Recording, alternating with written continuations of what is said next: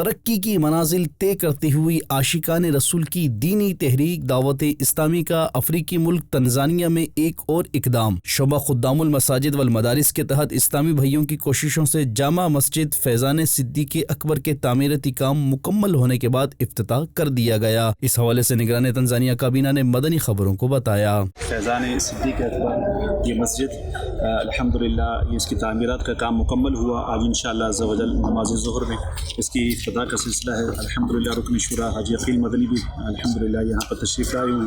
یہاں کے نمازی، یہاں کے علاقہ بہت اس سے خوش ہوئی کہ الحمدللہ انہوں نے ہمیں یہاں پر مسجد جو ہے وہ دی۔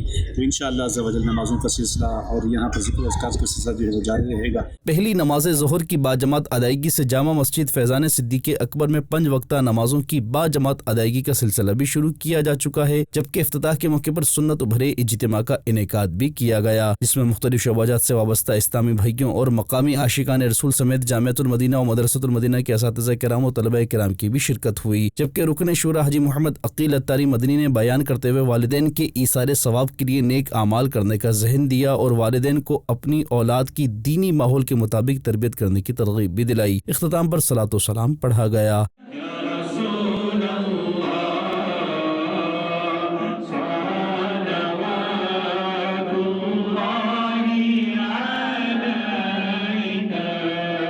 مدنی چینل کے ناظرین، آپ بھی دعوت اسلامی کے تحت تعمیر ہونے والی مساجد میں اپنا حصہ شامل کیجیے اور اجر و ثواب پائیے۔